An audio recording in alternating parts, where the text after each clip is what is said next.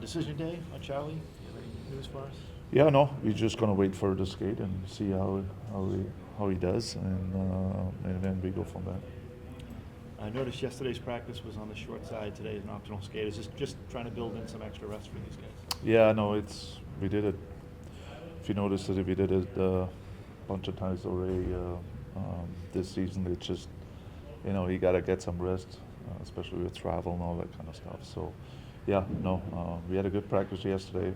So today will be optional. Hopefully the guys are ready to go. What kind of leadership has Charlie shown just in his recovery, working so hard to get back for his team? Yeah, no, I mean, I only see half of it because I'm most of the time in the coach's room, but just to see him out there and just the presence alone he brings on the ice and off the ice in the locker room, it's just, yeah, it's just a lot, and I can see it, we can feel it, and it's nice to have him back, seeing that smile on his face. It's been a while. It's been a tough road for him, and no, he's our leader. So it's nice to have him back. This is your first season with Morgan. What have you learned about him that maybe you didn't know coming into the season? I mentioned that before. I think it's more like his scoring ability in tight areas. His weapon, as a shot, he has his release. I didn't know that was that good. And again, there's still room to grow. That's the nice part about him. He's still learning too, but yeah, that's pretty impressive though. I know he had a bit of a breakout year last year, but did you anticipate this kind of pace of scoring? Yeah, usually those second years are always the tougher ones, and if you survive this one, usually that's a good sign. So he proved it. He worked on it. I give him that. He didn't sit down. He kind of relaxed over the summer. He really worked on it. He works on it here. He's on either optional out there. I have to slow him down sometimes, so there's no surprise. So he's no flash in the pan. This will be for a No, while. it's my experience with the guys I had in the past, and if you look at the Crosby and even here in Winnipeg, I had the Gable Velarde too. Those guys, they work on it, and there's no surprise why they're doing so good. Yeah.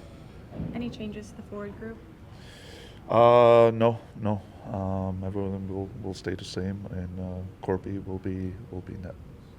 Winnipeg's not quite the same team they were last year, it seems. What do you see as the biggest difference?